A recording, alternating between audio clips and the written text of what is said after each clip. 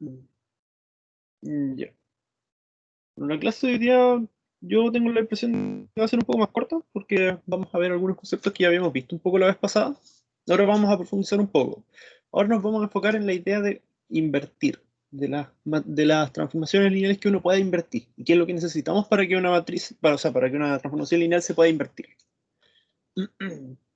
Ya, entonces, lo primero. Quiero saber, o sea, me gustaría ver esta definición de acá. Esta es la definición de biyectividad. Porque probablemente ustedes lo que más están acostumbrados es que biyectivo es inyectivo más sobreyectivo. De hecho, ahí está la palabra bi, o sea, está compuesta la palabra con bi porque se refiere a que es las dos yectividades, o sea, inyectivo y sobreyectivo. Sin embargo, uno también puede definir la biyectividad de esta forma. ¿Qué es lo que nos dice? Que tengo una transformación, que su dominio es B y su codominio es W. Entonces, esa transformación, esa función en realidad, porque no necesariamente una transformación lineal, digo, funciones en general, entonces va a ser biyectiva, sí, solo sí, para todo elemento del codominio, existe un único elemento, aquí existe un único, importante el único, elemento del dominio que cumple que t de x es igual a y. Y esto también uno lo puede interpretar como decir, la ecuación o sistema de ecuaciones, dependiendo de lo que sea, t de x igual a y, tiene solución. ¿Por qué? Porque dice que cualquiera sea el y, eso es el para todo, existe un único x que cumple esto. O sea, esta ecuación siempre tiene solución y siempre tiene solución única. Es equivalente a las dos cosas, a decir que es biyectiva, a decir que este sistema de ecuaciones, para cualquier elemento de acá, siempre tiene una solución única. No sé si alguna vez habías visto esta forma de definirlo, o la idea de biyectividad en términos de ecuaciones, de que esto tenga solución. Que por supuesto es importante que este tipo de ecuaciones tenga solución, porque, no sé, pues si necesita que seno de x sea 5, ¿tiene solución? No, no tiene solución. Entonces es importante saber si se puede o no. Ya. Entonces, ¿cómo verificamos algo así? O, bueno, la forma típica de definir biyectividad, que es esa idea, que como digo, se puede entender como esa idea de que los sistemas tengan soluciones o que las ecuaciones tengan soluciones, puede ser a través de esta idea, de la idea típica de definir de que sea inyectiva y sobreyectiva.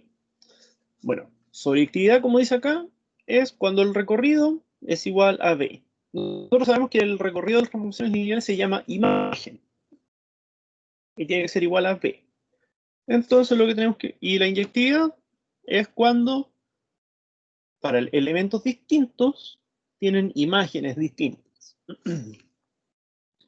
Y la gracia es que esas dos juntas son exactamente lo mismo a decir esto que decía yo, de que esa ecuación t de x igual a y tenga solución. Es exactamente lo mismo. Bueno, aquí está la definición equivalente, que es la que uno típicamente utiliza para inyectividad, que es que si tienen la misma imagen, entonces son iguales. O sea que, y eso es como la negación de lo de arriba, o más fácil pensar que la negación de esto es lo que dice acá. Ya. Entonces, el primer teorema que nosotros de hecho ya lo habíamos mencionado la última vez. ¿Dónde estaba? ¿Dónde estaba? No, aquí no era, un poquito más adelante.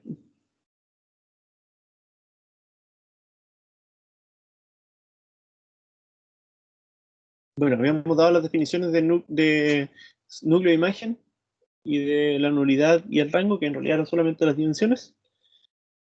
Y yo también había mencionado esto de acá, que la sobreyectividad en realidad era equivalente a esto de acá, que el rango de T sea N.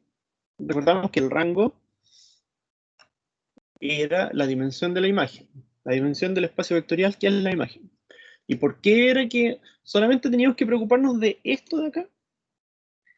Que el rango, o sea, esa dimensión fuese igual a n. Bueno, eso era porque antes habíamos visto estos resultados. Y uno de ellos era que si tengo un subespacio vectorial de B, uno que es subespacio del otro, pero tienen la misma dimensión, entonces tienen que ser iguales. Y como la imagen o el recorrido son elementos que se obtienen a través de la imagen, de la función, entonces claramente todos ellos están en Kn. Entonces la imagen va a ser un subespacio vectorial de Kn siempre. Y entonces, si es que R de t es igual a n, como n es la dimensión que dimos acá, entonces ocurre que tienen que ser iguales. Esto de acá es equivalente a decir esto de acá. Bueno, y esto de acá es justamente lo que decíamos acá de la definición de sobreyectividad, que el recorrido fuera igual a b. La única diferencia es que ahora nosotros llamamos recorrido, al recorrido simplemente le decimos imágenes, pero es lo mismo, no tiene ninguna diferencia en términos de definición. Pero entonces esto ya era equivalente porque esta era la definición. Entonces, de nuevo, la gran gracia de todo este asunto es que obtener sobreyectividad se podía hacer de forma mucho más fácil. Porque de hecho, como habían aparecido en los ejemplos, calcular cosas como la imagen no es tan complicado. Determinar sobreyectividad, probablemente lo hicieron en IMU, requería harto trabajo y era bastante complicado. Para empezar necesitaban conocer el dominio. Una de las gracias de las transformaciones lineales es que el dominio es siempre todo el espacio vectorial.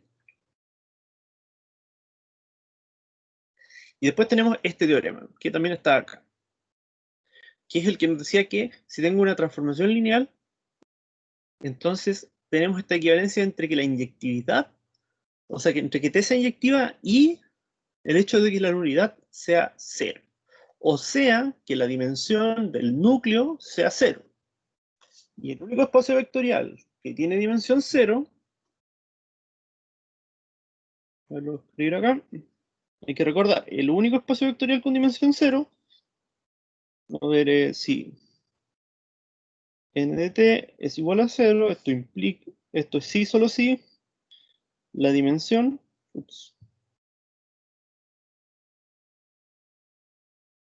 del núcleo de t es igual a 0. Y eso es sí, solo sí, núcleo de t es igual al conjunto que solo tiene el nulo. Aquí hay una cosa muy importante, que tienden a equivocarse mucho con la notación. El núcleo de t es un subespacio vectorial, por lo tanto es un conjunto, no puede ser un elemento, es el conjunto que contiene el nulo. Para que no se equivoquen, porque es algo que pasa mucho. Entonces hay que verificar esto, o podríamos usar esto de alguna forma para concluir esto de acá, y esto, como dice el teorema, es equivalente a la inyectividad. Que de nuevo, demostrar inyectividad, la forma clásica de hacerlo, la forma que probablemente ustedes ya conocen, es esta de acá, lo que sale en la observación. Uno parte diciendo ya, sea nu y b tal que las imágenes son iguales, y entonces uno desarrolla las ecuaciones para abajo y llega a la implicación de que u es igual a b. Esa es la forma típica. Pero para las transformaciones lineales tenemos este resultado que facilita mucho el trabajo. Porque todo lo que tenemos que obtener es la nulidad. Ya, yo en la clase pasada había dado la idea de la demostración, que es esta idea de que si tengo dos que tienen la misma imagen, entonces puedo hacer esta factorización. Como son iguales, puedo pasar restando uno, y me tiene que dar igual al nulo porque no queda nada de ese lado. Y entonces, como son lineales, podía juntar los elementos de adentro, entonces los argumentos, perdón, este de acá con este de acá, conservando el signo negativo de ahí. Y entonces, que esto sea igual, o sea, que estos sean distintos, era lo mismo que decir que estos no eran el nulo. Pero de forma un poco más completa, tal vez para que quede mejor la demostración, veamos esto de aquí un poquito, tal vez a la rápida, pero la idea es que quede un poco. Entonces dice que son equivalentes. Si nunca han hecho una demostración o estudiado algo parecido, uno verifica que algo sea equivalente. La forma más típica de hacerlo es, primero demostramos que la primera implica la segunda, y después uno demuestra que la segunda implica la primera. Entonces lo que uno hace es partir suponiendo que esto es verdad, y tratar de llegar a que esto es verdad. Y después uno parte de que esto es verdad, y llega a que esto es verdad. Y ahí es cuando son equivalentes. Eso es materia de ISMO, pero yo sé que ustedes no han trabajado mucho con demostraciones. De nuevo, la demostración en sí no es tan importante, pero es bueno que la sigamos para que se acostumbren a la lógica con la que se trabajan las transformaciones lineales. Bueno, entonces partamos con la idea de que T es inyectiva. Entonces, si es inyectiva, Nos dice que el nulo tiene una única preimagen. ¿Por qué tiene una única preimagen? Bueno, primero, siempre es verdad que t del nulo es nulo. Eso siempre es verdad. Pero si vemos la definición que nos dice acá, que si dos tienen la misma imagen es porque son iguales. Entonces cualquiera que su imagen sea el nulo, va a tener que ser igual al nulo, o sea, va a ser el mismo. Eso es por lo que aparece esto de acá. Por eso dice que tiene una única preimagen. Bueno, entonces como solamente hay un elemento que su imagen es el nulo, por la definición del núcleo, tiene que ser ese, y entonces el único conjunto, o sea, el conjunto que tiene solo el elemento nulo, es un espacio vectorial y es el único que tiene dimensión 0. Entonces, partimos diciendo que esto era verdad y obtuvimos que la nulidad era 0. El lado contrario es partir de esto de acá. Bueno, si partimos de eso de acá, ya sabíamos que esto era equivalente a que el núcleo era solo el nulo, o el conjunto que solo tiene el nulo. ¿Y qué es lo que tenemos que hacer? Bueno, vamos a verificar que sea inyectiva. Entonces vamos a partir de que dos elementos tienen la misma imagen y verificar esto de acá. Para eso, bueno, se hace lo mismo que yo había hecho antes. Partimos de esto de acá, hacemos el desarrollo, juntamos los términos y nos da esto. Ya. Pero esto de acá, ¿qué significa? Que t de u menos b es el nulo. Entonces, u menos b está en el núcleo, porque esa es la definición del núcleo. Aquellos cuya imagen es el nulo. Entonces, estos están en el núcleo, pero el núcleo solamente contiene el nulo, que eso es lo que dice acá. Entonces, como solo contiene el núcleo, o sea, el nulo, esto tiene que ser el nulo. Y como tiene que ser el nulo, bueno, entonces tienen que ser iguales. Porque si u menos b es igual al nulo, u es igual a b. Y bueno, eso es justo lo que como uno concluye cuando demuestra inyectividad. Llegamos a que u era igual a b. Entonces así se demuestra el teorema. Como digo, no vale la pena tanto preocuparse de la demostración en sí, pero es bueno leerla o revisarla un poquito para acostumbrarse a la lógica con la que se trabajan estas cosas. Con estas cosas me refiero a transformaciones lineales. Al final la parte principal de la idea es eso, la gracia de que uno puede agrupar los términos adentro de la transformación lineal. Partimos con dos transformaciones y después juntamos todo adentro de una. Y bueno, aquí aparece la idea, que esto puede ser algo que no sea el nulo o tiene que ser el nulo.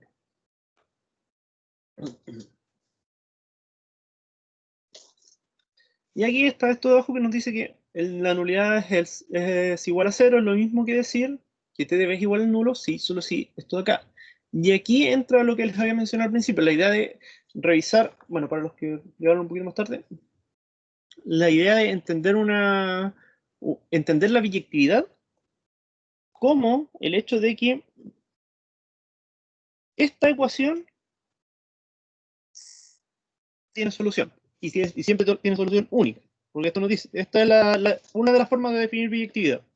Dice que t es biyectiva si cualquier elemento del codominio existe un único elemento del dominio tal que t de x igual a y. En otras palabras, no importa cuál y elijan, este sistema tiene solución. Esa es otra forma de verlo y tiene solución única.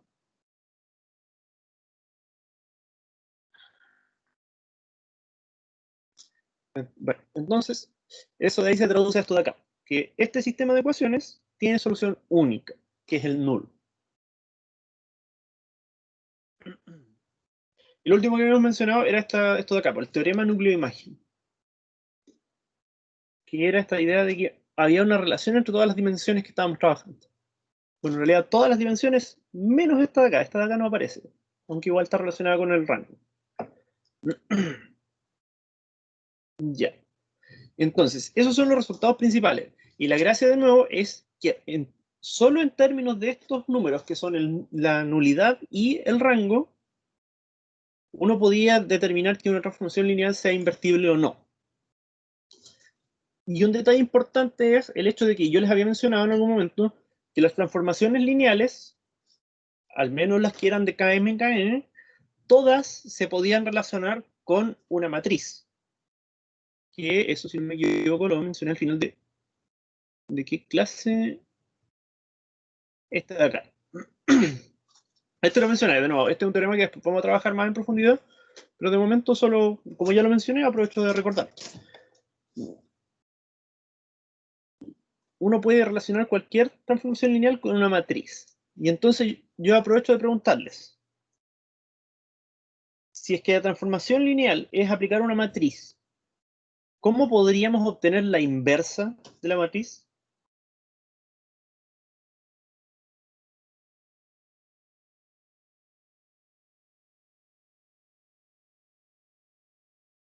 ¿Alguien tiene alguna idea de cómo podría ser? Si se fijan, al final lo que estamos haciendo es que T de U es igual en realidad a A por U, y esto es igual a B. Entonces, ¿cómo uno podría obtener la inversa? ¿Y por qué podría ser que no tengamos inversa? Pensándolo como matrices, de nuevo. Solo mirando esta parte.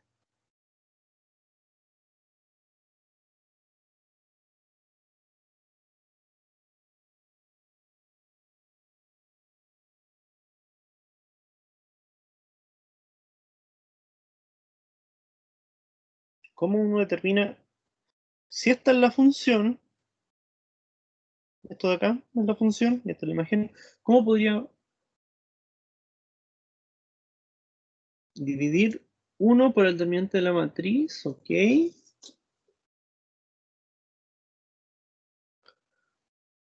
Bueno, eso no te va a dar la inversa. O sea, recuerdas que la inversa tendría que cumplir esto. Debería ser que t a la menos 1, que esa es la forma de simbolizar la inversa, de b sea igual a u. Eso es lo que necesitaríamos.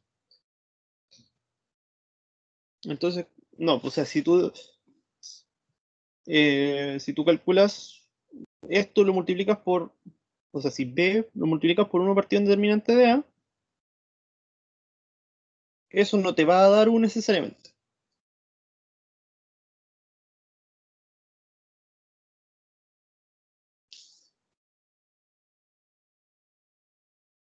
¿Los demás no se les ocurre cómo podría ser?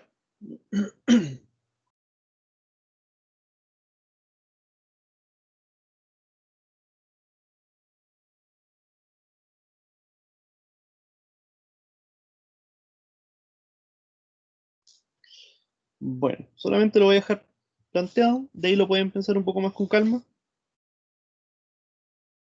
Lo que hay que hacer es usar la matriz inversa. Para sacar la inversa, para sacar la matriz inversa tendría que invertir la matriz. Sí.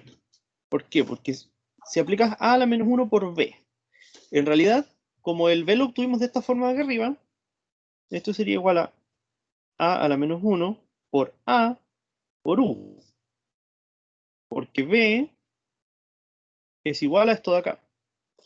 Bueno, y eso, estos dos juntos claramente son la identidad, la definición de la inversa, y eso es u. Entonces, tenemos una relación entre funciones inversas o invertir una transformación lineal con invertir matrices. Y ahí aparece, ahí después voy a mencionar un poquito. Ya. Pero de nuevo, ustedes saben, las matrices no siempre son invertibles. Las matrices claramente pueden no ser invertibles. Y eso dependía, bueno, entre otras cosas, del determinante. Disculpen. Ya. Entonces, a veces puede ser que las matrices no sean invertibles. Y si se fijan, la transformación que tenemos acá dice de Km a Kn. Y la matriz que nos aparece es de M por N. Una matriz que sea estrictamente rectangular, o sea, que tenga distinto número de filas que de columnas. ¿Puede ser invertible?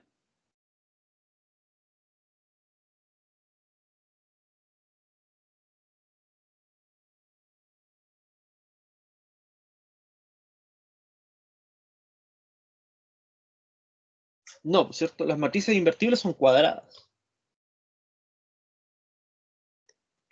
Entonces, ahí tenemos una pequeña pista al tiro, una pequeña pista que nos dice que en realidad las transformaciones invertibles van a tener necesariamente que ser de Km a Km, o de Kn a Kn, el número que prefieran. Esa es una pista de momento, no lo tenemos tan completo. Pero nos ayuda, de a poco vamos completando las ideas. Bueno, y el otro resultado que habíamos visto, y como dije, usualmente, si uno lo sabe manejar bien, ahorra muchísimo trabajo, que es el teorema núcleo-imagen. que nos dice que hay una relación entre la nulidad y el rango, o sea, una relación entre la dimensión del núcleo y la dimensión de la imagen, o dimensión del recorrido, como prefieren. ¿Y cuál es esa relación? Que la suma de ambas es la dimensión de KM, o sea, del dominio, del espacio de partida. Sumamos ambas dimensiones y nos da ese resultado. Nosotros, de hecho, vimos la demostración del teorema núcleo-imagen la vez pasada. Tiene hartas complicaciones. Yo les había dicho que era una demostración difícil, pero que valía la pena realizarlo un poco. O este no era tan difícil. Bueno, había una de estos que era más o menos difícil. Pero que había harta información que sacarle. O sea, está, ver apuntes. En los apuntes de la clase pasada aparecía este resultado. Ya. Entonces, veamos un ejemplo de cómo aplicar todos estos resultados sobre eyectividad, inyectividad y biyectividad que también aparece. Entonces, vamos a considerar, este de acá es el primer ejemplo que aparece aquí, el ejemplo 1. Yo lo tengo de esta forma, que un poquito más sencillo tal vez. Entonces, tenemos una transformación, no lo dice aquí, pero es lineal. Aquí de hecho sí dice transformación lineal. Y está definida de esta forma. Toma un vector ABC de R3 y en R4 nos devuelve, bueno, la primera componente es la suma de la primera con 2 veces la segunda. Después la segunda, después la suma de la segunda con la tercera, y después la tercera aparece en la cuarta posición.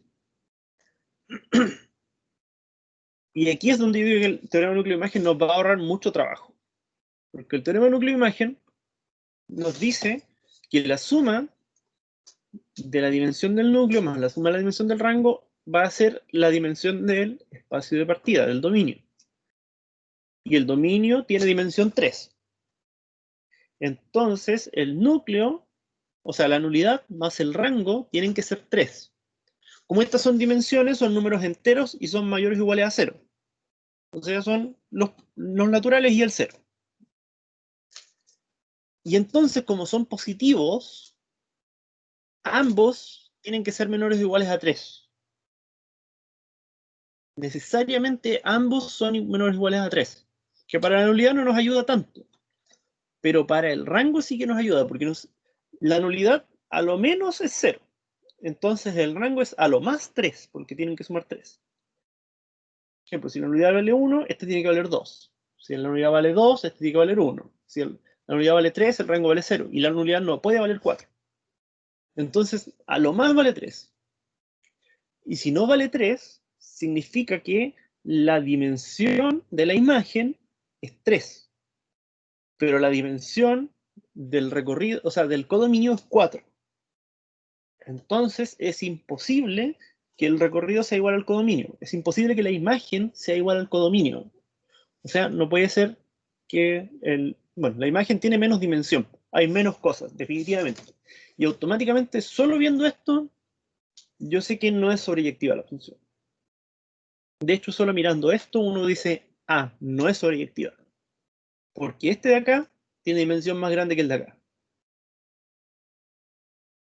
También, pero todavía podría ser inyectiva. Ustedes saben que a veces con la inyectividad es suficiente, porque la inyectividad nos habla de que hay soluciones únicas. La sobreyectividad nos habla de que se pueden obtener todos los de acá. La inyectividad nos dice que los que se alcanzan de forma única. Y eso podría ser de alguna utilidad también. Entonces, para eso, la inyectividad, vamos a usar el teorema de inyectividad. ¿Qué nos decía? Inyectividad es equivalente a que la nulidad sea 0. O sea que la dimensión del núcleo sea 0. ¿Cómo vamos a hacer eso? Bueno, vamos a calcular el núcleo. Definición de núcleo. Son los elementos del espacio de partida de R3, tales que su imagen es el nulo de R4. Bueno. Aquí me sobró un T. Este T está sobrando acá, lo elimino. En su mente lo elimino. Y nos dice que, la transformación aplicada a la ABC era la misma que habíamos visto antes. Y esto es igual a 0, 0, 0, 0. ¿Cómo trabajamos esto? Bueno, obviamente vamos a usar un sistema, vamos a convertir esto de acá a un sistema de ecuaciones. Dice que esto es igual a 0, que esto es igual a 0, que esto es igual a 0 y que esto también es igual a 0. En otras palabras, lo podemos escribir en forma matricial y después vamos a aplicar el método de Gauss. Ahí espero de nuevo que ustedes sepan manejar bien esto. Como las variables son A, B, C. Entonces uno en la primera columna busca todas las A que hay. Aquí hay uno y hay ninguno más. Así que aquí está este 1. ¿Dónde aparecen las B? Aquí hay 2, aquí hay 1, aquí hay otro. Entonces aparece 2, 1, 1. ¿Dónde aparece C? En la tercera y cuarta nomás. Así que, y están multiplicados por 1. Así que están acá. Bueno, después escribimos la matriz extendida con los ceros. En realidad los ceros aquí, si alguien no los pusiera, pero lo menciona 100 palabras, no usaremos la columna de ceros porque no afectan nada. Yo lo consideraría suficiente mientras lo digo. O sea, podrían saltarse a hacer la columna de ceros y trabajar solo con esta matriz. Yo no tendría problemas mientras lo digan. Ya, entonces, ¿cómo trabajamos esto? Bueno, debajo de este 1 ya hay puros ceros, así que no hacemos nada. Debajo de este de la diagonal tenemos un 1, así que hay que quitarlo. Eso se hace, bueno, a esta fila le resto la de arriba, o sea, a la fila 3, le asigno el valor de la fila 3 menos la fila 2, se eliminó este 0, y de hecho todo lo demás quedó igual. Y después tengo que eliminar este 1 de acá porque está debajo de la diagonal. Y hago algo parecido, la fila 4 la asigno a la fila 4 menos la fila 3, y ahora es un 0. De nuevo, el lado derecho no afecta en nada, siempre va a ser puro 0, porque estamos haciendo operaciones de multiplicar y sumar puro 0. Y aquí quedamos, nos queda este sistema de acá reducido. Este sistema se puede traducir a más 2b es igual a 0. B más 0 es igual a 0. Este acá nos dice que C es igual a 0. Pero lo importante es que acá tenemos un sistema de 3×3. Y un sistema de 3×3 que está escalonado, entonces tenemos pivotes en toda la diagonal y por lo tanto tiene solución única. ¿Y cuál va a ser esa solución? Bueno, la solución 0, 0, 0 claramente lo cumple, así que esa es la única que existe. Entonces ahí tenemos la solución de que todos son 0. ¿Qué significa eso? Significa que, volvemos a mirar el núcleo, significa que A tiene que ser 0, B tiene que ser 0 y C también tiene que ser 0. Todos son necesariamente 0. Bueno, entonces, como todos son 0, es el conjunto que solo tiene un vector, que es el que son puros nulos, puros ceros. Bueno, y ese es un espacio vectorial y es el único que tiene dimensión 0 en R3. Así que la nulidad es 0. ¿Y qué significaba eso? Significaba que nuestra transformación lineal es inyectiva. Esta transformación era, en efecto, inyectiva. O sea, elementos distintos tienen imágenes distintas. O si dos elementos tienen la misma imagen es porque son el mismo. Lo demás, si se dan cuenta, si este vale 3, y este ya sabemos que vale 3, entonces este de acá tiene que valer 0, porque lo que tendríamos es 3 más 0 igual a 3. Obviamente es la única forma que tenga sentido esto. Entonces, con ese cálculo, además obtenemos esto. Obtenemos la dimensión de la imagen. Que eso nos da, bueno, tal vez estén un poco más familiarizados con el término de grados de libertad, que es esencialmente lo mismo que la dimensión. Es las direcciones en las que me puedo mover. Esos son los grados de libertad. Entonces, de nuevo, solo calculando el núcleo, obtuvimos automáticamente cuáles son los grados de libertad. Y si se fijan, ya que tenemos el teorema núcleo-imagen, hubiese sido igual de rápido para obtener la nulidad si hubiésemos calculado el rango, o sea, hubiésemos calculado la imagen. Hubiese sido tan rápido una cosa como la otra. Bueno, aquí lo habían hecho de la misma forma y se obtiene lo mismo. ¿Ya? Y también, de nuevo, 3 es igual a 0 más dimensión de la imagen, o sea que la dimensión de la imagen es 3. Bueno, entonces así se trabajan estos ejercicios. Cuando tienen que verificar que algo sea inyectivo, o sea, inyectivo, biyectivo o lo que quieran, entonces ustedes tienen que al menos calcular uno de los dos y el otro debería salir gratuitamente. Pero de nuevo, si le hubiesen preguntado, si la pregunta fuese solamente ¿esta transformación lineal es sobreyectiva? Si esa fuese toda la pregunta, ustedes no necesitarían hacer nada, porque todo lo que tendrían que hacer es decir, por el teorema núcleo-imagen, la nulidad más el rango es 3. Por lo tanto, el rango es menor o igual a 3. Pero este de acá tiene dimensión 4. Entonces, no puede ser sobreyectiva, fin del asunto. El recorrido distinto al codominio. La imagen distinta al codominio. Fin del asunto. De nuevo, eso nos facilita mucho el trabajo en algunos casos. Entonces, veamos un poquito el ejemplo siguiente. Este lo voy a hacer un poco más quizás al lote. No me voy a preocupar tanto del asunto. Y nos dan esta función.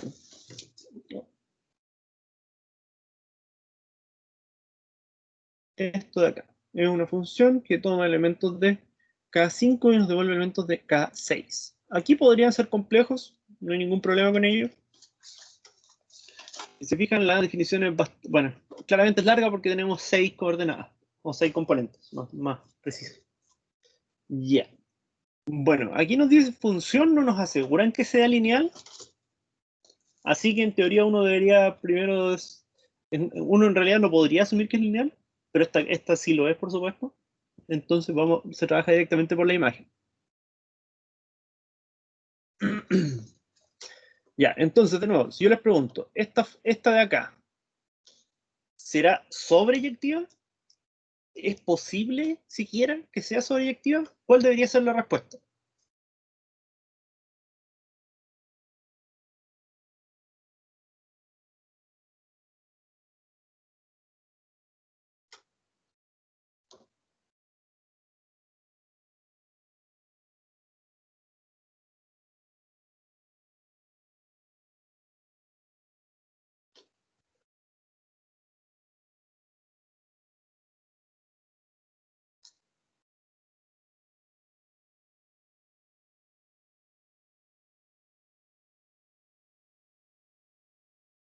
De nuevo, lo que vamos a usar es teorema núcleo-imagen y la sobreyectividad se obtiene usando esto de acá.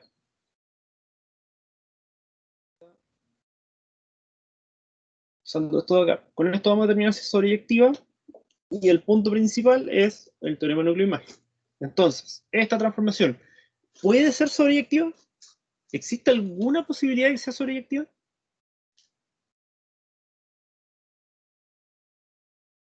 Sobreyectiva.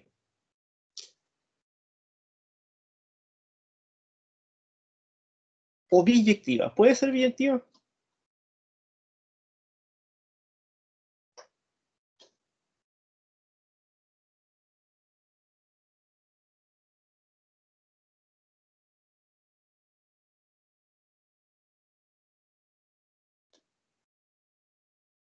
No, no puede ser. ¿Alguna razón de por qué?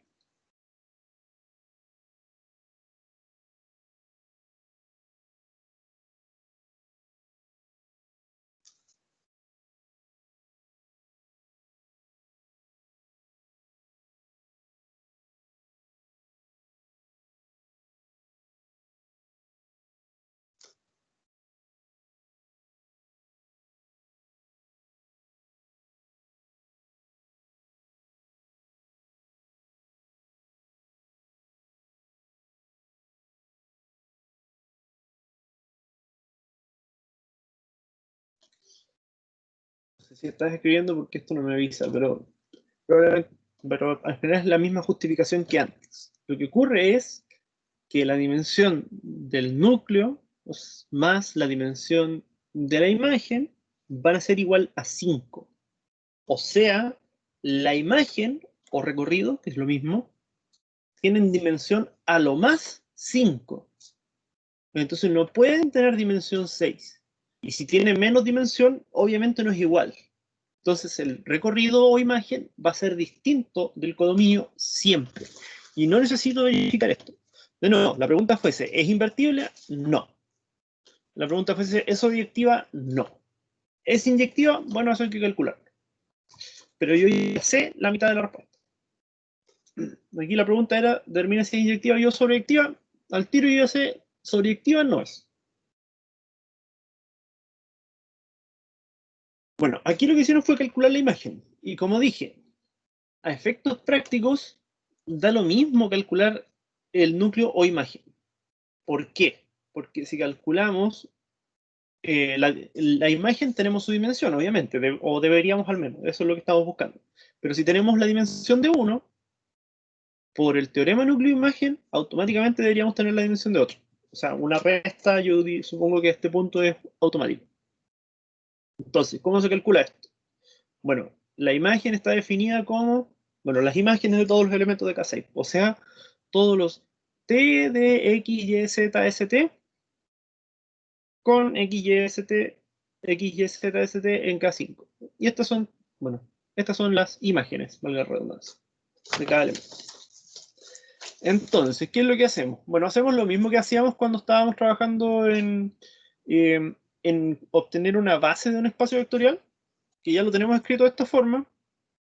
Bueno, factorizamos todos los X que hay. Tenemos un X acá, uno acá, uno acá. Entonces aparece este 1, 1, 1, 0, 0, 0. Después todos los Y hacemos lo mismo. Donde hay Y y por cuánto están multiplicados, los Z, aquí tenemos incluso un 2. Los S, los T. Hacemos todo eso mismo cálculo de arriba. Bueno, y esto de acá, como como estaba escrito acá, esto era que estos estuvieran K a la 5. Bueno, eso es lo mismo que decir que cada uno de ellos está en K. Bueno, aquí dice K a la 5 de nuevo, pero debería ser cada uno de ellos está en K. Un error de tipo. Y eso es, de nuevo, definición de espacio generado. Porque estas son en realidad todas las combinaciones lineales posibles que se pueden hacer con estos 1, 2, 3, 4, 5 vectores. Todas las combinaciones posibles de los 5 vectores que tengo acá. Y eso es exactamente lo mismo que el espacio generado por esos 5 vectores. Y entonces tenemos un conjunto generador de la imagen. Hasta la parte de conjunto generador yo diría que esto es más fácil que el núcleo porque ni siquiera hay que resolver no hay que resolver nada. Si fijan, siempre uno va a poder hacer esto. Siempre va a ser así de fácil de tengo la expresión a este lado, factorizo por cada uno de los X, Y, Z, T, S, lo que sea necesario, y siempre voy a llegar al conjunto generador. De ahí pero determinar la dimensión, ustedes saben que es más trabajo que eso, porque para determinar la dimensión tengo que ver cuánto de esto es LI. Entonces, tengo este conjunto, hay que verificar si es LI, o cuál es la dimensión del espacio generado de esto de acá. ¿Y cómo se hace eso? Que eso ya es materia del primer certamen. ¿Cómo verifico la dimensión de ese espacio generado de ahí?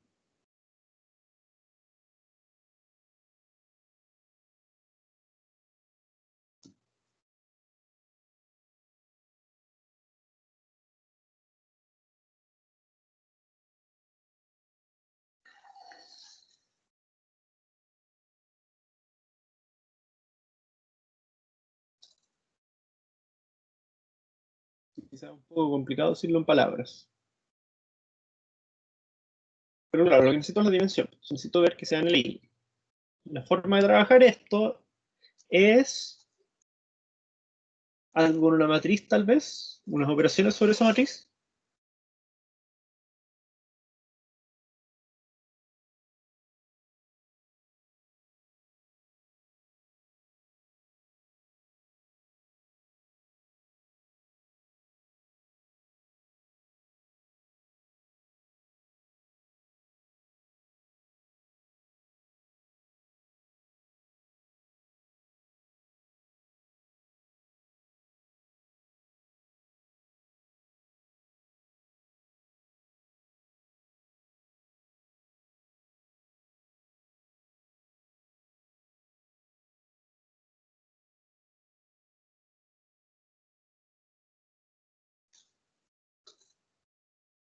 Voy a pensar que es por timidez o algo así.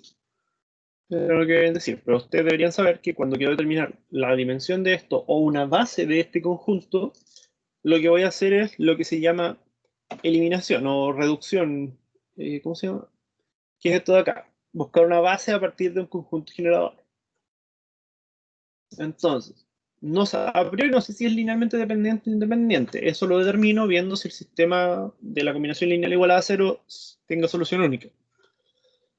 Después tendría que verificar si hay alguno que es combinación lineal de los demás. Si es así, lo quito porque sigue generando el mismo espacio. Y este corolario nos dice que un sistema generador se puede ir quitando vectores hasta obtener una base. Entonces, bueno, pero eso en realidad no es la forma en que uno lo trabaja. La forma en que uno lo trabaja es escribir una matriz que tiene por columnas a estos vectores y después buscar los pivots, como sale en algunos de los videos de ejercicio resuelto. Entonces, escribimos esto de acá. ¿Se fijan? Aquí nos habla de R. Y esto es bastante interesante tal vez, porque este es el rango de la transformación lineal E, que por definición es la dimensión de la imagen de que eso es la dimensión del espacio generado por G, que es este conjunto de acá arriba, de todos los vectores. Porque el espacio generado por ese es este de acá, y ese es igual a la imagen. Entonces aquí solamente le cambiamos el nombre de este paso a este paso. Pero eso es el rango de la matriz que tiene cada una de por columnas. Y ahí es de nuevo interesante, porque el rango en el sentido de transformación lineal es la dimensión de la imagen, pero el rango que estamos usando acá es el rango de una matriz. Y como se darán cuenta, ambos usan la palabra rango porque claramente están relacionados entre ellos. Claramente hay una similitud aquí. O sea, el rango de uno va a ser el rango en el sentido de matriz va a ser el rango en el sentido de transformación lineal. Ya, ¿y cómo se calcula el rango? Lo que uno hace es escalonar. Igual que como lo haría uno resolviendo un sistema de ecuaciones. Ahora aquí no hay lado derecho. No es necesario el lado derecho de esto porque solamente tenemos la matriz. No hay nada más al respecto. Bueno, tengo la matriz. ¿Qué operaciones voy a tener que hacer? Bueno, aquí tengo el primer término de la diagonal. Voy a hacer 0 todo lo que está debajo. Este de aquí y este de acá. Entonces a la segunda fila le resto la primera y a la cuarta fila también le resto la primera. Me queda acá. Ahora sí tengo puro 0 debajo de la primera diagonal. Después paso a la segunda diagonal y de nuevo tengo elementos distintos de 0 debajo. Así que a la fila 3 y a la fila 4 le voy a tener que restar la fila 1. Bueno, aquí lo hicieron en dos pasos, yo lo hubiese hecho en uno solo, pero da lo mismo. Y entonces primero eliminan este y después eliminan este de acá abajo. De nuevo, o sea, seguimos. Ya. Ahora tenemos tercer elemento de la diagonal, distinto de 0, así que seguimos bien. Y tenemos que eliminar todos los que están debajo. Bueno, aquí empiezan a aparecer las fracciones, que esto es algo súper típico de cuando trabajamos con matrices grandes y tratamos de buscar rangos o determinantes o lo que sea. Bueno, determinantes no. Pero cuando buscamos rango es lo más típico que aparezcan muchas fracciones, ¿ya? Porque la gente típicamente le tiene un poco de miedo, dicen como, ah, me apareció una fracción, debo estar equivocado. Pero no es tan así. Inventarse un ejemplo de este tamaño así de 5 columnas de 6 filas y que no aparezcan fracciones realmente sería muy complicado. Así que no esperen que siempre sea todo bonito, que siempre aparezcan ejercicios con números enteros o cosas así. Las fracciones son lo más normal. Bueno, entonces eliminados todos los ceros que están debajo de este -2, tenemos de nuevo, ahora seguimos bien con la diagonal, esto todavía es distinto de 0, tengo que ser 0 los que están debajo. Afortunadamente son todos múltiplos, o sea, son todos un medio o menos un medio, así que es súper fácil de hacer. Y llegamos a esto de acá. ¿Y qué ocurre? Tenemos esta matriz. ¿Cuál es el rango de esa matriz?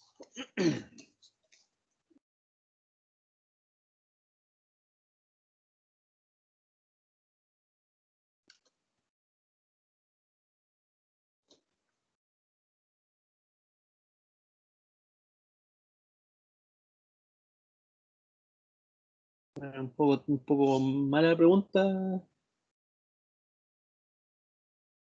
Filo no lo sé. Sí, es una forma de verlo. Mala mi pregunta porque aquí dice rango es 4. Cosas que pasan. Pero si lo quieren ver en el sentido de esto de los pivots, el asunto es, bueno, aquí es distinto de 0, aquí es distinto de 0. Vamos siguiendo la diagonal viendo dónde son distintos de 0. Seguimos acá, este es 0. Entonces ustedes saben que si necesitamos una base de esto de acá, habría que eliminar un vector. Y de nuevo, siguiendo el procedimiento con el que trabajamos, el vector que habría que eliminar es aquel donde en la diagonal que vamos siguiendo no aparece un 0. Pese a que ya está escalonada esta matriz. Ya es una matriz triangular, bueno, no es triangular superior porque no es cuadrada, pero ya está escalonada, pero ahí tenemos un 0. Entonces, de nuevo, por el procedimiento que estamos siguiendo, podríamos quitar este vector de acá. Bueno, este de acá no aparece arriba, pero es este que es la quinta columna. Entonces podríamos quitar el quinto vector.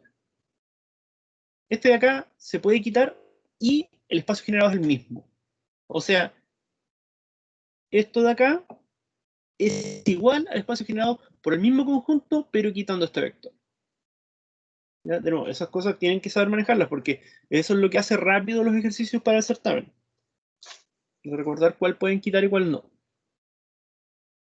Y de nuevo, hay un video como 16 minutos del profesor Jara, en el que explica como 4 ejercicios de este tipo. Él lo hace súper calmado y lento, así que no debería ser ningún problema de seguirlo. Ya, entonces, este de acá yo sé que sobra. Y que todos los demás sí son LI entre ellos, porque todo eso me lo dice el método. Entonces, estos 4 de acá son LI. Y a efectos prácticos eso significa que la dimensión del generado por G es 4. Y esa es justamente la imagen de. O sea, la imagen tiene dimensión 4. Y de nuevo, la imagen tiene dimensión 4. Esto era de K5 a K6. Lo que nos importa es K5. Teorema núcleo imagen. Ya sabemos que el rango es 4. Este de acá es 5, porque es la dimensión del dominio, que es este de acá. Entonces yo sé que 5 es igual a la nulidad más 4. ¿Cuánto vale la nulidad? ¿Cuánto vale la nulidad? Tiene que necesariamente valer 1.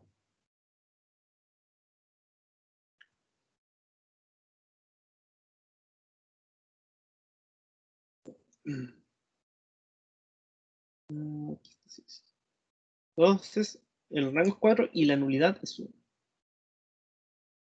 Bueno, aquí está también calculado de otra forma, que lo que hicieron es simplemente igualaron al nulo y verificaron si eran LI o no. Y bueno, el procedimiento al final es el mismo. Si las operaciones por fila son las mismas las que vamos a hacer, porque igual escalonamos la matriz. Al final lo que sabemos es que quitamos el cuarto vector. O sea, perdón, quitamos el quinto vector y tenemos eso. Y lo que les decía. Entonces, 5 es igual a nulidad, que es la dimensión del núcleo, más 4. Entonces la nulidad es 1. ¿Y qué ocurre con eso? Que teníamos nuestro resultado sobre inyectividad. Y era solamente cuando la nulidad era 0. Entonces, aquí no es inyectiva. Y tampoco es sobreyectiva, porque sobreyectividad era que el rango sea la dimensión del codominio. El codominio aquí, por supuesto, es 6. Y el rango es 4. Así que no es sobreyectiva. Y de nuevo, eso también es algo que, como respondieron bien, se puede saber a priori. La sobreyectividad para estos ejemplos, donde la dimensión del dominio es menor que la del codominio, automáticamente no son sobreyectivas. Y eso es todo directamente del teorema núcleo-imagen. Que igual lo había mencionado la vez pasada, que también se le conoce como el teorema fundamental de la álgebra lineal. Porque, bueno, es fundamental, es muy importante. Ya, y como les había mencionado, esto sí que es importante tenerlo en consideración. Ya sabemos, aquí lo voy a escribir en la pizarra.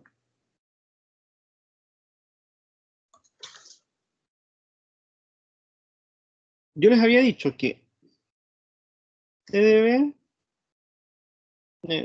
vamos a ponerle U, que esto es una transformación lineal. Porque ya saben que A de U más B es igual a U más AB y A de alfa B es igual a alfa A de B. Ya sabemos que las matrices respetan las dos partes de la linealidad. Entonces, las transformaciones lineales son que las transformaciones lineales, o sea, las matrices definen transformaciones lineales. Y lo otro que les había mencionado es que t a la menos 1 de b era igual a a la menos 1 de b. Tenemos la inversa. Y aquí es donde aparece lo interesante. Uno puede determinar cuándo sea invertible una matriz a través de esta idea de que a de b es igual al nulo, tiene única solución. Esto no lo considero tanto porque no es algo que vayamos a usar demasiado en el curso, bueno, al menos no todavía, pero es interesante tenerlo en consideración. ¿Por qué? Porque si esto tiene solución única, es lo mismo que decir que t de u, o sea, perdón, t de b es igual al nulo. Solamente cuando b es el nulo. Y eso es que el kernel tenga la dimensión 1. Entonces, eso significaría que esta es inyectiva, la transformación que tenemos acá arriba. Entonces, eso significaría que la matriz es invertible. Bueno, si estamos hablando de matrices cuadradas, por supuesto. Y entonces ahí tenemos un criterio que nos dice que esto implica que tenemos matriz inversa. Entonces, gracias al hecho de que las matrices definen transformaciones lineales, y lo que sabemos de las transformaciones lineales, que es lo que habíamos visto ahora de inyectividad y sobreyectividad, juntando esas dos cosas obtenemos información nueva. Obtenemos esto de acá que nos dice que en realidad podemos obtener alguna clase de criterio para ver si es que podemos invertir una matriz. Y es en base a algo tan tal vez extraño como el hecho de que un sistema tenga solución. O que una ecuación de este tipo tenga solución. Ya, entonces, insisto. Eso es algo que tal vez ahí empieza un poco a verse la idea de esto de, en vez de trabajar en transformaciones en particular, tener la idea de todas las transformaciones lineales. ¿Qué es lo que cumplen todas las transformaciones lineales en conjunto? Algo que no dependa de que, esta sí y esta no, sino que hablar de todas en general. De que se obtienen resultados como este, que son mucho más amplios. Ya.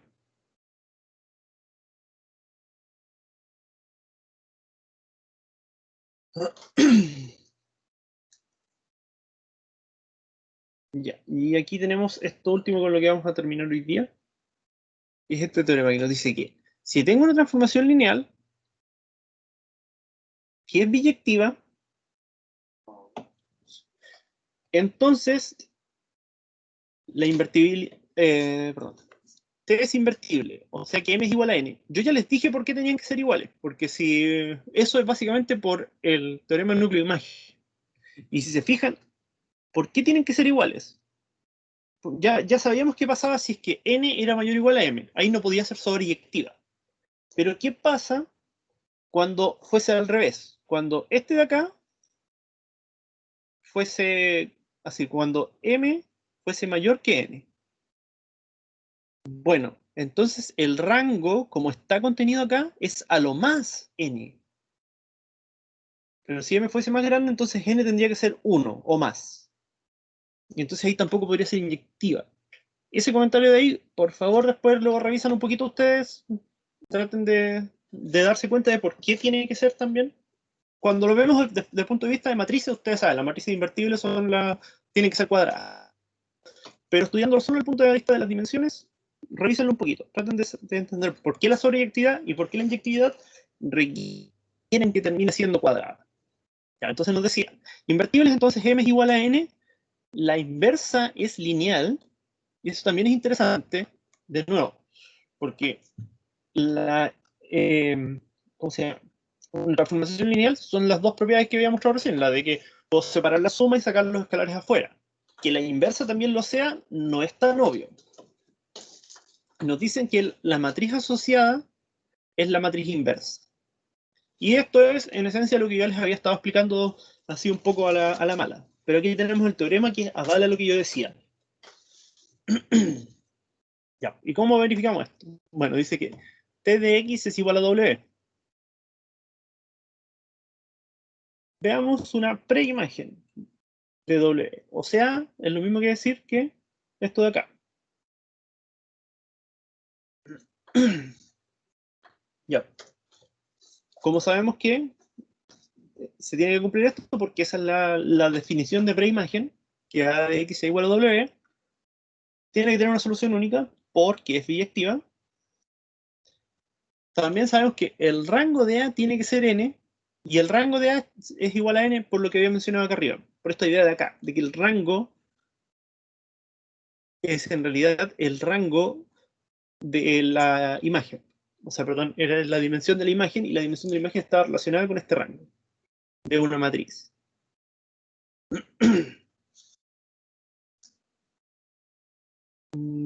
Ya. Entonces tenemos estas columnas linealmente independientes.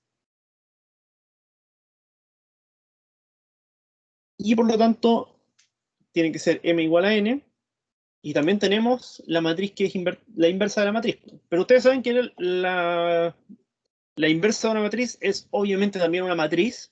Y como es también una matriz, también va a cumplir lo mismo de que puedo separar la suma y sacar escalares de afuera. Entonces, ese es el punto interesante. Otra cosa que tal vez yo no he hecho suficiente énfasis es el hecho de que esta matriz de acá,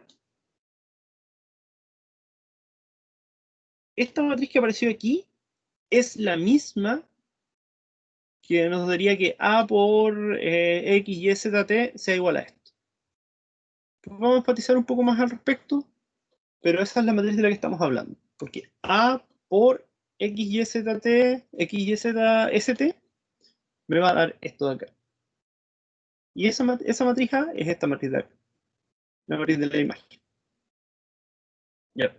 Entonces, como digo, ahora tenemos como ya había mencionado, así, en efectos prácticos uno se da cuenta súper rápido que la matriz tiene que ser cuadrada, y como la matriz es cuadrada, o sea, perdón, y la matriz es invertible. Y entonces, como la inversa está dada por una matriz, claramente también es lineal, porque las matrices por vector se puede separar la suma y se puede sacar escalares afuera. Entonces es lineal. Entonces ahí tenemos resultado completo. Es decir, las transformaciones lineales biyectivas tienen inversa, y la inversa también la podemos representar como una matriz. Bueno, el hecho al final es, como se representa como matriz, son también lineales. Y aquí está escrito de forma de lema solamente. Si A es invertible, entonces existe la inversa, y este es como el recíproco. Antes nos decían que si era invertible, o sea, si la transformación era biyectiva, podíamos encontrar la inversa de la transformación lineal, o sea, perdón, la inversa de A, pero nos dice que si A es invertible, entonces también es invertible la transformación lineal. Que en realidad es bastante obvio desde el punto de vista de las operaciones, pero nos completa un poco el resultado. Entonces, al final, como las transformaciones lineales las relacionamos con matrices que sean inversas, o sea, que sean invertibles o biyectivas, pasa por, así a modo de resumen. Primero, obligatoriamente las dos dimensiones son iguales. Es de Kn en Kn. No puede ser de K3 a K4 o de K4 a K3. No puede ser. O bueno, puede ser, pero no sería invertible. Y después de eso sabemos que las transformaciones lineales se pueden asociar a una matriz. Bueno, esa matriz es lo mismo decir que esa matriz es invertible a decir que la transformación lineal es invertible. Y la inversa, obviamente, como es una matriz invertible, como es algo así, también va a ser lineal. Yeah. Entonces, denme un momento, quiero revisar el listado un poquito.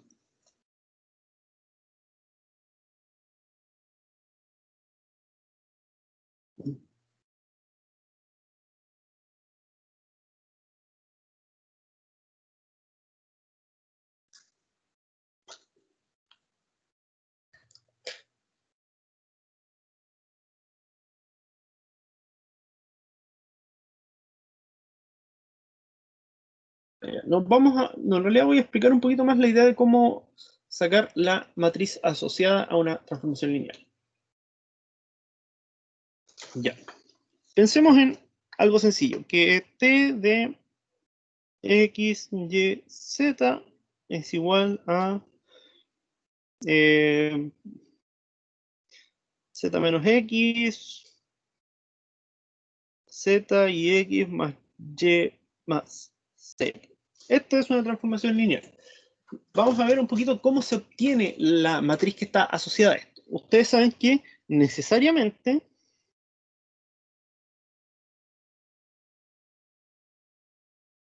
existe A. Esta es de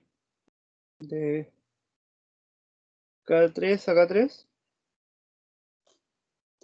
A, que pertenece a las matrices de 3 por 3 con coeficientes en K, tal que para todo X, Y, Z en K3, T de X, Y, Z es igual a A por X, Y, Z. Ese era el resultado que nos decía que uno podía relacionar las transformaciones lineales con matrices. ¿Cómo obtenemos dicha matriz? Bueno, por un lado podríamos escribir este sistema de ecuaciones, que sería el A1, A1, A1, 2, y así hasta el A33 por X, Y, Z, y eso tendría que ser igual a esto de acá, o sea, perdón, a esto de acá, y eso es X, Z menos X, Z y X, Y, Z. ¿Cuál era el segundo? Z.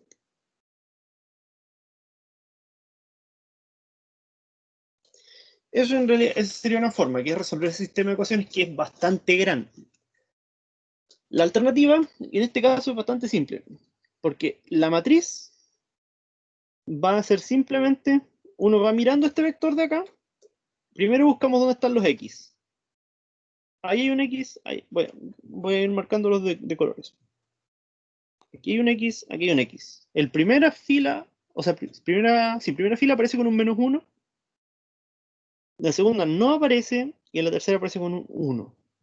Eso es lo que está relacionado con X. Después lo que aparece Y. Aquí nomás aparece un Y. Y es en la tercera, así que 0, 0, 1. Y por último, ¿dónde aparece Z? Aquí con 1, 1, 1.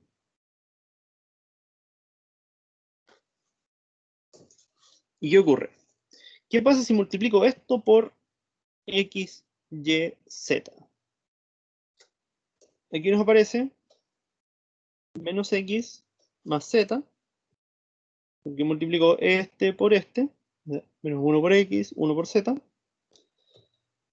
Después tengo que multiplicar este por este y me queda 0, 0 y 1 por Z. Y por último, este por este, todos multiplicados por 1, así que es X más Y más Z. Y aquí claramente esto es igual a esto. Entonces así de sencillo. Siguen en orden. Primero la X. Aquí hay un 1, aquí está con -1, aquí no está, y aquí está con 1. Así que -1, 0, 1. Después, la segunda componente es Y. Aquí no hay ninguno, aquí no hay ninguno, aquí está con 1. 0, 0, 1. Z es la tercera. Entonces, primera columna, segunda columna, tercera columna. Aquí está 1, aquí está 1, aquí está 1. 1, 1, 1. Y así es como se obtiene la matriz asociada. Cuando tenemos la fórmula, es así de sencillo. Y la gracia es que esto de acá es la misma que la matriz que va a aparecer cuando hablen de la imagen. Es lo mismo. Lo mismo que cuando, con el ejemplo que habíamos hecho. Este ejemplo de aquí. Esta matriz es lo mismo que uno obtendría haciendo eso. ¿Y por qué? Porque primero buscamos dónde están los X. 1, 1. Aquí, tercera no hay nada. Aquí hay otro. Y eso queda aquí. 1, 1 y 1. Porque estoy factorizando por X. Y eso va a aparecer en la primera columna, porque es el primer vector de la combinación lineal. Entonces, por eso es al final lo mismo. Entonces, esta es la matriz A de la que están hablando acá. Ya. Entonces, eso es lo que corre. Entonces, así se obtiene la matriz asociada. Después vamos a ver un poco más en profundidad el asunto. Lo importante es recordar el hecho de que está la matriz asociada. Entonces podemos hablar de todos estos asuntos. Ya. Bueno, eso es lo que yo tenía para contarles hoy día. No sé si alguien tiene preguntas. Profesor, Si no, vamos a... ¿Sí? tengo una duda. Yo tengo una duda. Dime, dime. Que, es, es que sobre el certamen del viernes, de que me Dime. preguntaba si, que si va a ser de navegación libre o no. ¿Cómo? ¿A qué te refieres con De que si navegación va a ser de libre? navegación libre, que si se puede volver a la pregunta original. Porque en el Tú certamen de dices, ensayo, tú dices que si responde en la primera, pues, o pasa a la segunda y después dice, no, no era eso, arrepentirse. O sea, volver a la pregunta sí, que anterior. sí, Me a la pregunta parece anterior. que sí, me parece que sí se va a poder. El formato va a ser similar al ensayo. Sí, sí. Es que en el del sello no se podía volver, solo se podía elegir No se una vez. podía. Ya. Ya, no, no estoy seguro entonces. No te puedo responder. Yo solo estoy Entonces, en dando con caso de que no fuera, las preguntas de ensayo tendrían que ser al final de desarrollo. Sí, no, eso sí lo vamos a hacer ordenado. Sí, primero alternativa, después desarrollo. Pero Ahí, en ¿cuánto va a ser el tiempo total? ¿A qué hora, a qué hora va a empezar? ¿De cuánto va a durar el certamen? el certamen. Creo que eran 3 horas igual. Pero era algo así, 2 horas y media o 3 horas. Temo que no recuerdo exactamente.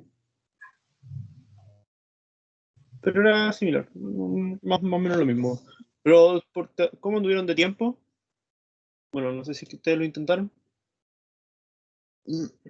Porque el tiempo es corto por enviar los archivos. Sí, Que hay que no, claro. sacar fotos. Ujú. Sí. No, sí sé que eso tiende a ser un problema. A ver. No, pero, o sea, debería poderse. Si no puede que las demos así como media hora extra, como considerando el tiempo de subida de archivo y todo eso. Pero el certamen sigue siendo pensado para que en 2 horas un alumno debería poder responderlo. O sea, ¿cuánto es? 1 hora 45, una cosa así. 100 minutos. Los certámenes se siguen pensando para que sean hechos en 100 minutos. Solo hay tiempo extra por los problemas de internet. Ese es el estándar al menos al que estamos basando.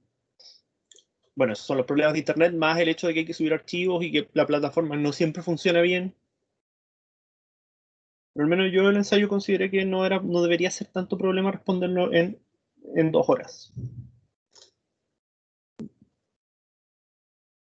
Ahora, claro, si se van por el camino largo en cada ejercicio, ahí puede que se les acabe el tiempo rápidamente. Así que siempre, de nuevo, todos estos resultados, como esto de las dimensiones, de que esto es subespacio o no es subespacio, que es algo que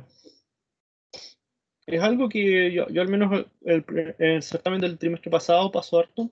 Había una pregunta que era, demuestre que esto era un subespacio y después calcular una base. Entonces, lo más fácil era obtener una base y decir, este es un espacio generado, por consiguiente, es un espacio. Pero muchos se dedicaron así a demostrar paso a paso con cada uno de los 3 axiomas y decir, cómo se cumplen las 3 cosas, entonces es un espacio. Entonces, usar de forma inteligente el tiempo o usar bien los resultados para ahorrar tiempo. Ese tipo de cosas hacen la diferencia. Igual el tiempo alcanza para hacerlo por el camino lento, pero eso es cuando ustedes tienen confianza, cuando ustedes van rápido. Ya, no sé, ¿alguien más tiene alguna consulta? Por cierto, le mencioné a Nicolás que deje tiempo en la ayudantía para hacer no sé si ejercicio o de lo que corresponde al certamen o responder dudas. Así que ojalá que si van a la ayudantía le lleven algunas dudas para el certamen.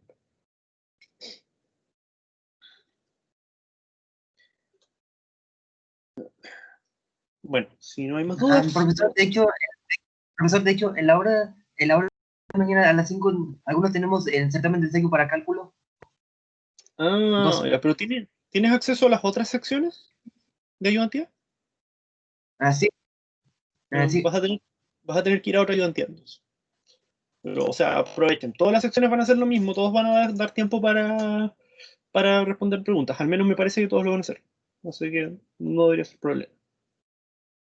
Hoy día, si no me equivoco, lo hace la profesora Gajardo. Ella hace su propia ayudantía. Entonces, en una vez conviene eso. En lo que respecta a certamen, al menos. En lo personal encuentro que los alumnos ayudantes típicamente son mucho más ágiles para resolver ejercicios, pero en lo que respecta a certamen, el profesor es el que lo revisa. Entonces, es bueno al menos conocer su forma de hacer.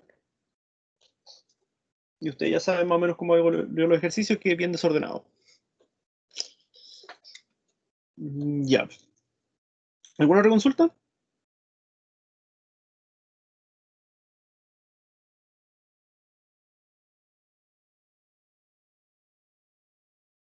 Ya. Entonces lo dejamos hasta acá. Ojalá que les vaya bien. El jueves de nuevo vamos a tener clases. Ahí yo creo que vamos a dejar un poco de tiempo también para consultas o para en una de esas hacer un poquito de repaso. Y bueno, eso sería. Nos vemos. Ah, dejo de grabar, termino de grabar primero. Ahí sí.